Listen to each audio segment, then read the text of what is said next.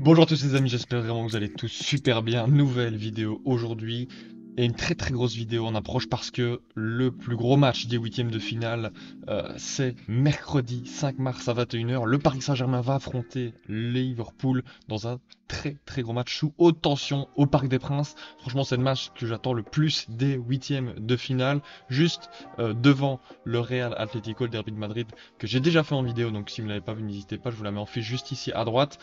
Franchement, ce PSG Liverpool, il risque vraiment d'être très intéressant. Deux équipes en pleine confiance. Franchement, ouais, ça risque vraiment d'être très sympathique. Je vais essayer évidemment de vous faire une vidéo analyse dans la soirée et si c'est pas possible le lendemain matin parce que il faut pas louper. Ça, c'est des matchs à ne pas louper. Évidemment, on va directement retracer les dernières actualités des deux clubs et puis en fin de vidéo mon pronostic tout simplement. Il y aura une partie analyse du Paris Saint-Germain parce que j'ai déjà fait celle de Liverpool dans une vidéo dédiée aussi, je vous la mets en fiche si vous l'avez pas vue, une vidéo totalement dédiée sur Liverpool. Donc j'arrête de blablater, on est parti dans le vif du sujet. Les amis, n'hésitez pas évidemment comme d'habitude à liker et à vous abonner si la vidéo vous plaît et à me dire en commentaire bien évidemment votre pronostic tout simplement parce que ça risque vraiment d'être un très gros match. Donc comme je l'ai dit, mercredi 5 mars à 21 h, la manche 1 des huitièmes de finale entre le Paris Saint-Germain et Liverpool. Le PSG est dans l'obligation évidemment de faire la différence à domicile parce que le retour à Anfield risque d'être pas facile. C'est la deuxième fois qu'ils s'affrontent en Ligue des Champions depuis 2018-2019, c'était dans les phases de groupe, il y avait une victoire pour Paris, une victoire pour Liverpool, mais évidemment tellement de choses ont changé entre temps, surtout du côté du Paris Saint-Germain. On va commencer avec eux, évidemment ils sont qualifiés en huitième, suite à une double confrontation face à Brest lors des barrages 16e, voilà, vous appelez ça comme vous voulez. Une double confrontation à sens unique, 10-0 au score cumulé. Le match retour au Parc des Princes a été un festival de buts, 7 buts à 0 avec des buteurs à chaque fois différents. Tout le monde s'est fait plaisir lors de ce match face à Brest. Ouais, les hommes de Luis Enrique, ils se sont fait très plaisir. Ça a été de son but Barcola, Kvaratskhelia à la 39e, Vitinha à 59e, Doué à la 64e, Mendes 69e, Ramos 76e et puis le petit jeune Mayoulou à la 86e. Enfin, voilà, on va pas non plus trop s'attarder, c'était une équipe très prenable pour les Parisiens, ils ont fait le travail. Maintenant, ça va être le gros test face aux hommes d'Arne Slot parce que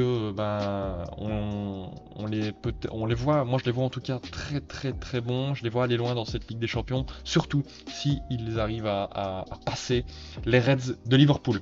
En plus de ça, les Parisiens en Ligue 1, ils sont totalement tranquilles, ils sont totalement au-dessus du championnat, il n'y a pas à dire. Ils ont affronté peut-être l'une des meilleures équipes du championnat derrière eux-mêmes, Lille, et ils en ont fait qu'une bouchée après 37 minutes déjà, 4-0 pour les Parisiens. Franchement, on va y revenir plus en détail parce que c'est sur ce match que j'ai regardé, puis que j'ai re-regardé, et que j'ai fait une petite analyse personnelle sur deux buts, où franchement, toute la palette technique des Parisiens ont fait la différence, mais aussi le travail en amont de Luis Enrique qui fait aussi la grande différence cette saison. Le travail collectif, le pressing très haut, le contre-pressing aussi en perte de balles, et la pression très haute pour récupérer des ballons très hauts, qui font vraiment beaucoup de bien à cette équipe du Paris Saint-Germain. Ça va être ça la clé face à Liverpool, qui est aussi une équipe qui presse très bien, mais voilà, Barcola à la 6ème minute de jeu qui profite d'un tir repoussé par Chevalier. Marquinhos à la 22e sur un centre très bien donné également. Puis Ousmane Dembélé le 28e, il a de l'espace, il frappe, il marque, très bien déposé par Joao Neves. Et puis Désiré Doué qui y va de sa frappe, qui y va de son goal en pleine lucarne. Quelle frappe, quel joueur aussi Désiré Doué. Franchement, il a trouvé sa place et il a trouvé son rythme dans cette équipe du Paris Saint-Germain. Et puis Lille à la 80e qui marque Jonathan David. Voilà peut-être leur seule action dangereuse du match. Ils ont fait leurs deux tirs cadrés sur ce but parce qu'il est repoussé par Donnarumma dans les pieds de David qui finit. Mais voilà, aucune inquiétude pour le Paris Saint-Germain. Tout est au vert. Tous les feux sont au vert avant d'affronter Liverpool. Ils sont évidemment premiers du championnat avec, je vais éviter le calcul, 13 points d'avance. Hein. Pas très compliqué non plus à faire le calcul, mais voilà, 13 points d'avance. Il n'y a vraiment aucun souci pour le Paris Saint-Germain. Ils ont même plus de blessés aussi, ça j'ai regardé, plus de blessés pour les Parisiens. Tout le monde est là, tout le monde est en confiance. La compo face à Lille, c'était Ramos titulaire, ça faisait longtemps qu'il n'était plus titulaire. Ramos aux côtés de Barcola et Dembélé, le milieu à 3 avec Désiré Doué, Joao Neves et Fabien Ruiz, et puis la défense avec Nuno Mendes, Beraldo, Marquinhos et Hakimi, et puis au goal, évidemment, Donnarumma. Et puis bah, sur le banc, on a toujours autant de qualité, Savonov, Kipembe, Pacho, Lucas Hernandez, Seny, Mayulu, Vitinha, Zaïre Emery, qui est revenu de blessure d'ailleurs, Kvaratskhelia et Kangin Lee. Voilà, les hommes de Luis Enrique, ils sont en confiance comme je l'ai dit. On va voir justement un peu plus précisément tout simplement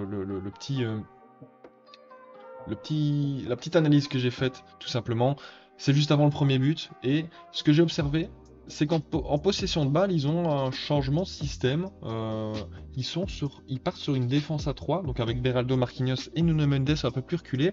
Hakimi qui vient très très haut accompagner Ousmane Dembélé. Et là, en fait, c'est très intelligent. C'est ce qui va mener le décalage, qui va amener le premier but. C'est Joao Neves qui va se décaler sur le couloir gauche.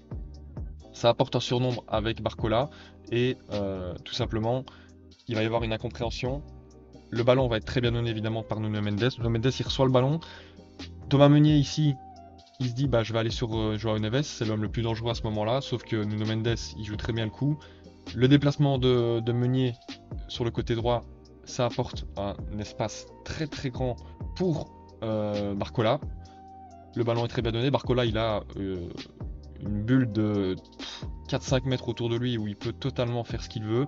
Il fait un contrôle en mouvement qui est devant Meunier pour conclure cette action. Mais voilà aussi, c'est une nouvelle animation offensive, j'ai envie de dire. C'est cette espèce de défense à 3 avec un déplacement du milieu de terrain d'un des milieux de terrain sur le côté gauche, Hakimi très haut, ça fait une espèce de 3-2-5 en fait finalement, comme ils sont très très hauts sur le terrain, ça fait une espèce de 3-2-5 où il y a énormément de possibilités et beaucoup de mouvements offerts par tous les joueurs qui apportent beaucoup de solutions et qui apportent évidemment des situations dangereuses comme celle-ci dès le premier goal après 6 minutes de jeu. Et là comme on voit aussi, après 6 minutes de jeu, coup de pied, enfin coup de rend la balle aux Lillois, et ils engagent le coup de pied et directement la pression. Regardez, on a 6-23, la pression est d'ores et déjà donnée. Une ligne de 4 qui arrive dans les 30 mètres adverses qui vont mener à une espèce de petite occasion quand même, pas dégueu, mais surtout une récupération de balle. Et une nouvelle possession, regardez avec ce jeu encore une fois, avec les deux défenseurs centraux, Beraldo, Nuno Mendes, on voit qu'il vient faire la course pour couvrir cet espace et apporter une solution. Un Kimi toujours aussi haut, et puis on a ici, il me semble, c'est toujours Joao Neves côté gauche, et on va revenir à cette animation, ce positionnement qui était lors de l'action du but tout simplement. Ici c'est 2-0, 27ème, et on voit que la pression est toujours de mise. Et là, regardez, franchement, le pressing, il est quasiment parfait. Enfin, pour ne pas dire qu'il est parfait, parce que la seule solution que Bakker, il me semble, ou Gudmundsson, je ne sais plus, peut aller chercher, c'est Angel Gomez ici, mais une passe qui est à 20 mètres. Normalement, Fabien Ruiz, il est censé la couper là, assez largement, mais regardez, là, tout le monde est derrière son homme.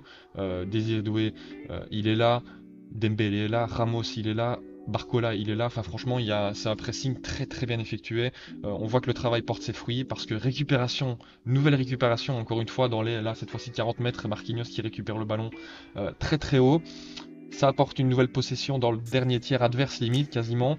Et on va basculer, 27ème, on bascule de l'autre côté, Barcola est en contre 1, il temporise, il donne un bon ballon, alors je sais pas s'il arrive dévié ou pas, mais en tout cas il arrive sur Ramos, et là on voit que la ligne est passée, la ligne lilloise, la deuxième ligne lilloise est passée, tout est bon, ils sont en 4 contre 3 devant le rectangle lillois, bah forcément ça finit en but, hein, parce que très bon décalage de Ramos qui a été très très bon, très bon décalage de Ramos sur Joao Neves qui lui aussi a été très très bon dans ce match, qui fait la passe en plus sur Dembélé, qui libère totalement Dembélé.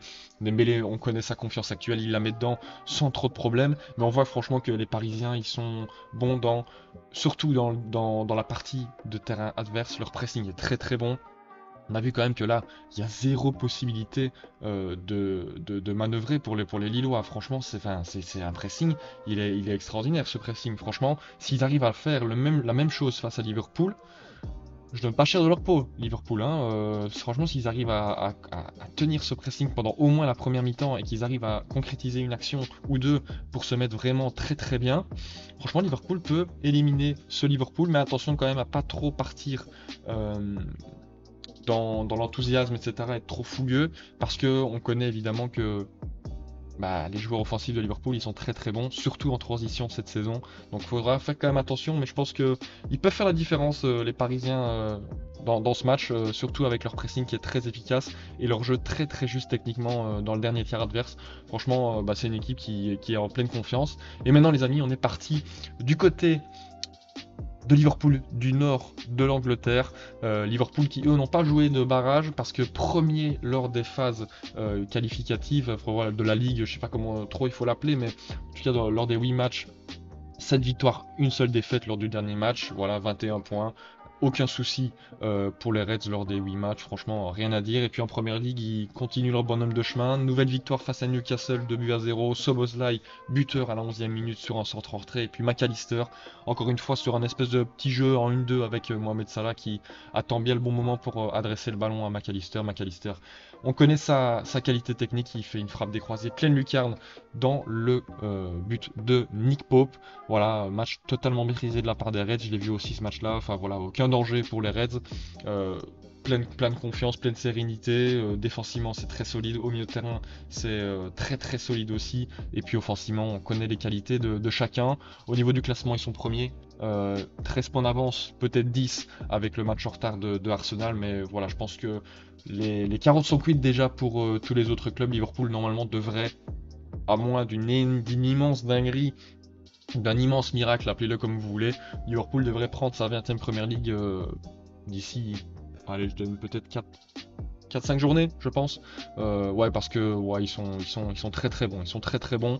En plus, au niveau de la compo, ils n'ont pas trop de blessés non plus. Ils ont que 2 blessés, c'est Bradley et Joe Gomez. Donc franchement, ça va. C'est juste peut-être au secteur défensif. Je sais pas si les risques du suspension, il faudrait que j'observe juste avant le match. Je sais pas si les cartes elles ont été reset, les cartes jaunes. Enfin, je ne sais pas. Faudra voir parce que ça aussi ce sera peut-être un élément important parce que défensivement. Certes, ils ont des très très bons joueurs, mais derrière, il n'y a que Kwanzaa et Robertson qui sont vraiment à un poste défensif. Donc peut-être quand même attention au cas où, si je sais pas si Konaté et Van Dijk, j'ai pas su avoir à l'information, s'ils sont peut-être menacés de suspension pour le match retour.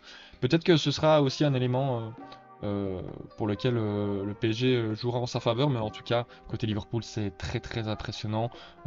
Tactiquement, comme je l'ai dit dans ma vidéo sur Liverpool, c'est pas non plus une tactique vraiment avec des schémas répétés, etc. Mais je veux dire que c'est plus, on est capable de. Ils ont une très bonne analyse d'eux-mêmes et une très bonne analyse des adversaires. Ils connaissent les points négatifs, les points positifs de chaque équipe et de leur équipe. Ils ont des qualités techniques hors pair. Au milieu de terrain, ça va être une très très belle bataille parce que ils sont tous en confiance. Gravenberch, il est sur une autre planète depuis ce début de saison. McAllister, très très bon aussi. Szoboszlai, très très bon techniquement, on sait. Puis il y a du Endo, il y a du Curtis Jones aussi. Il y a du Harvey Elliott qui revient de blessure aussi. Donc c'est, je pense, le milieu de terrain qui va faire la différence dans ce match. Le pressing de chaque équipe est très bon, donc il va falloir avoir du poids au milieu de terrain. Je pense que ce sera vraiment la clé. Celui qui aura le milieu de terrain, selon moi, gagnera ce match. Et puis le pressing devra être très très efficace de la part des deux équipes s'ils veulent se créer des occasions et d'une autre part encaisser le moins de chances possible. Voilà, je pense qu'on a fait le tour. On va vite fait faire un tour au niveau des compositions évidemment. On va commencer avec le PSG. Le PSG du coup qui était parti sur cette composition, non juste Pacho, voilà c'était Beraldo à la place de Pacho, mais à mon avis Pacho sera bien évidemment titulaire, il était très très bon depuis qu'il a été transféré, franchement rien à redire là-dessus. Hakimi très très bon aussi à ce poste de défenseur droit. Nuno Mendes évidemment défenseur gauche, il y a l'option aussi Lucas Hernandez à un moment donné s'il veut apporter un peu plus de poids sur Mohamed Salah, mais je pense que pour le bien le contenir il faut quelqu'un de rapide et de vif disons. Au milieu de terrain, évidemment, je pense que ça va être chaud. Peut-être que Désiré Doué en payera de sa place, ou peut-être qu'il commencera en tant que numéro 9, avec du coup Vitinha qui compléterait le milieu de terrain avec Fabien Ruiz et Joao Neves. Un milieu très mobile, très technique. On connaît évidemment toutes les qualités de ces trois-là. Et puis devant, Barcola, Doué, Dembélé. Est-ce que Gvara sera titulaire? Bah forcément, il y aura un des trois qui va en perdre sa place. C'est la dure loi de la concurrence, comme dirait Unai Emery. Mais ouais, franchement, bah, c'est une équipe qui, bah, on la connaît maintenant, mais c'est une équipe qui est très très forte à tous les niveaux. Franchement, je pense que Luis Enrique, il a fait du très très bon travail. Et ça va être un gros test pour les Parisiens face à cette équipe de Liverpool qui est parmi les 3-4 meilleures équipes, peut-être la meilleure de ce début de saison. Il y a évidemment le Barça, Liverpool. Moi, franchement, en top 3, je mettrais pas loin le PSG, franchement, hein. Pourquoi pas? Pourquoi pas? Moi, je me dis, je l'ai déjà dit à plusieurs reprises, pour moi, le finaliste de la partie gauche, il se trouve parmi ces deux clubs. Soit le PSG, soit Liverpool. Le gagnant, pour moi, ira en finale. C'est ma petite prédiction parce que ce soit Liverpool ou le PSG d'ailleurs, je pense que si l'un bat l'autre, je vois pas quelle autre équipe peut vraiment les mettre en difficulté. Après, on verra bien évidemment, ce ne sont que des suppositions. Mais du coup, côté Liverpool, bah, je pense pas qu'il va changer non plus. C'est pas le gars qui change beaucoup de composition. Arne Slot, il aime bien avoir ses hommes fidèles, j'ai envie de dire. Voilà, Jota, peut-être. Ça m'étonnerait que Nunez commence, peut-être Gakpo aussi, Gakpo qui revient de blessure. Où est-ce qu'il est Gakpo? Peut-être que Gakpo commencera en espèce de numéro 9 slash faux numéro 9. Après Jota, je sais pas qui Arne Slot l'aime bien parce qu'il se bat beaucoup pour le maillot, il fait les bons déplacements, il fait les bons replis défensifs et puis techniquement il est juste, il est capable de aussi tenir le ballon dos au jeu. Il a cette qualité là aussi, donc peut-être qu'il sera préféré à Darwin Nunez, ça je pense. Peut-être aussi pour Cody Gakpo, et puis bah, sinon défense, ça va pas changer.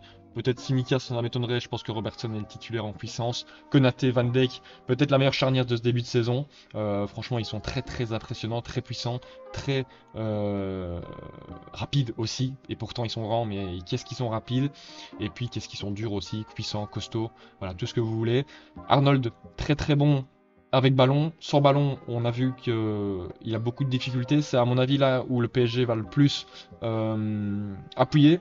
Alors que ce soit Barcola ou Gvara, ce sera forcément à eux, je pense, de déclencher le plus d'occasions. Ce sera ce côté gauche, avec Nuno Mendes aussi, à voir comment Salah va défendre. Est-ce qu'il va vraiment venir s'appuyer avec Arnold pour éviter le 1 contre 1, voire le 2 contre 1 si Mendes monte. Ça va vraiment être ce couloir gauche et le milieu de terrain pour moi qui va être déterminant dans ce match parce que on connaît les difficultés défensives de Arnold pour défendre, surtout quand en face il y a des joueurs de la V1 qui sont très bons et qui sont en plus de ça en confiance. Donc voilà, ça va être la grosse question. Et puis devant, forcément au milieu de terrain, il y a McAllister, il y a Gravenberch et Szoboszlai. Peut-être que Curtis Jones prendra la place de McAllister et encore, McAllister, on connaît que dans les grands matchs, il est toujours présent, il y va toujours de son petit but, de son petit assist, donc je pense qu'il sera titulaire. Et puis devant, Diaz, Salah, voilà, on connaît, je pense qu'il n'y a plus trop besoin d'en dire beaucoup. Du coup, les amis, je pense qu'on a fait le tour des compositions, on va pouvoir partir pour le pronostic tout simplement. Juste avant, évidemment, les cotes. Le PSG qui est favori, ça m'étonne pas, ils sont en confiance, ils viennent de sortir de très très très grosses rencontres et ils sont à domicile. Donc je pense que la cote est très legit, elle est méritée, voilà, franchement, je pense que 2,40 c'est quand même une très très belle cote. 3,60 le nul, et puis Liverpool à 2,75. Je sais pas s'il va y avoir beaucoup de matchs où Liverpool n'est pas le favori cette saison, mais ça en fait partie. Les amis, maintenant on est parti pour mon pronostic. Et moi je vois une victoire du Paris Saint-Germain à domicile parce que, je vous l'ai dit, ils m'ont impressionné sur les dernières rencontres. Ils sont à tout point, je veux dire que à tout point égal à Liverpool. Ils peuvent regarder cette équipe de Liverpool dans les yeux. Ils n'ont pas à avoir de complexe d'infériorité parce que je pense qu'ils peuvent leur faire très mal. Et ils ont non seulement le devoir de leur faire très mal à domicile parce qu'à Anfield, le retour sera très compliqué pour les Parisiens s'ils n'ont pas au moins un voire deux goals d'avance. Donc, moi je vois une victoire 2-1. Je pense que Liverpool évidemment fera très mal à cette équipe. Va marquer un but. McAllister, comme je l'ai dit, il est très déterminant, surtout dans les grands matchs enfin voilà, à gros gain. McAllister, il est toujours là, donc je pense qu'il peut marquer. Évidemment, Salah aussi reste très dangereux, c'est lui le tireur de penalty, etc. Donc ça peut être lui. Maintenant, moi je suis prêt. J'ai mis une petite pièce pour McAllister.